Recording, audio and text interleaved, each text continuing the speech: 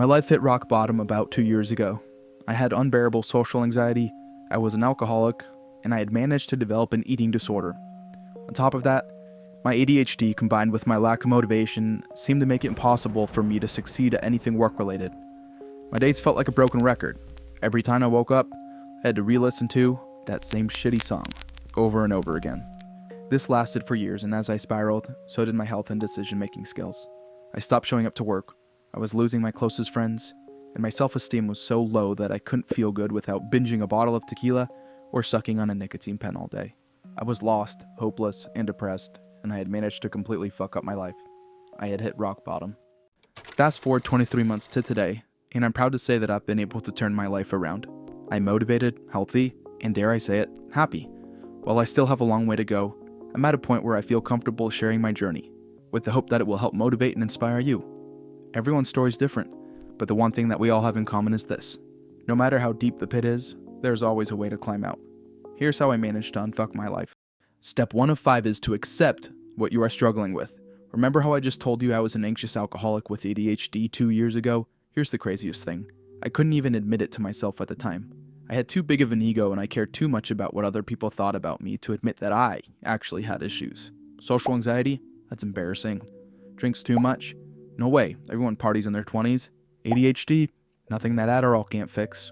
I justified my problems, and I made excuses for everything. I was not being honest with myself. Step 2 is to find your Jason Bateman. Remember this story. There was once a guy named Jason Bateman who managed to fuck up his life before he got famous. He fell into the same deep pit as us at a young age and stayed down there for a long, long time. How did he eventually climb out? He finally admitted his struggles with anxiety and addiction, even while trying to pursue a career in the public eye. I'm telling you this because it helped me understand that people will still like you even if you are able to admit that there are things wrong with you. We don't have to be ashamed and insecure about our biggest faults. Think about it. Most of us fell in love with this person and this person, and this person. The point is, Jason got out of the pit, and so can we. Step 3 is to learn how to stop caring what other people think, and here's exactly how I did it. First, I got off Instagram for a bit and switched to YouTube when I needed to scroll. Instagram floods your feed with models and insta-famous celebrities, and it's only natural to compare yourself to them. On top of that, have you ever noticed how many successful people there are promoting courses and telling you to comment guide when they promise to get you rich quick? After a while, you realize a lot of the content you're watching is based off superficial success and phony people. On the flip side, YouTube is a healthier doom scroll. It feeds me content that's either entertaining, educational, or someone doing some dumb shit and it makes me laugh. That's all I need. Second, I realize that 85% of the world's population has suffered from having low self-esteem. That's 8.5 out of 10 people. You're not alone. Third, I realize that if I'm happy with myself and my decisions, then I simply don't care what other people think. Sounds selfish? It is kinda, but your true friends will understand that you're just working on yourself. So let go of the need for external validation from others. It's not a good look anyway. Step 4 is to find your Ikigai. Haven't heard of it? Well, it's what has helped me the most and I'll explain it quickly. It's a Japanese concept that refers to finding the 1 or 2 things in life that give you a sense of purpose. Here is how you find your Ikigai. Ask yourself these 4 questions. What do I love doing? What am I good at? What does the world need? And what can I be paid for? Write down your answers to all 4 of these questions and see if there's any 1 or 2 overlapping answers that show up for all of them.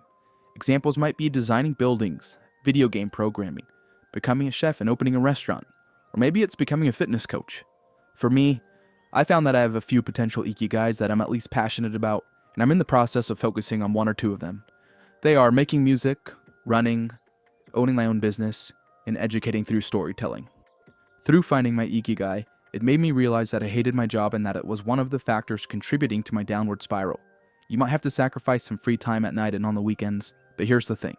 If you're spending 30 minutes a day trying out a new recipe or taking an online coding class, you will start to find the things in life that bring you the most fulfillment. And after all, that's what it's all about. The final step is the most important and it combines the first 4 steps. You need to own who you are, the good and the bad. Here's why owning the bad you is so hard for people. When you're at rock bottom, you have no hope, your mind is filled with negativity and you feel trapped. And if you're like most, instead of focusing on how you got there in the first place, you resort to other things. Food, weed, sex, drugs, alcohol, video games, doom scrolling, locking yourself in your room all day. Anything to just feel good. But what you don't realize is this. You start to become someone who is almost unrecognizable to others and more importantly, to yourself. You're not owning the things you need to work on, you're neglecting them. And so as I began to find myself in that downward spiral, I started to become aware of the things that were preventing me from owning who I was. I wanted everyone to like me, when all along I should have been asking myself if I liked who I was. I was trying to fit into a mold that wasn't even meant for me. I should have been the one creating my own mold. I dreamt of having this perfect life, and as it turns out, I found out there's no such thing. As I reminded myself of these things on a daily basis, it naturally started to cure my anxiousness, and I suddenly became motivated to do things in life again. When you stop chasing approval and start embracing who you really are, life just gets easier.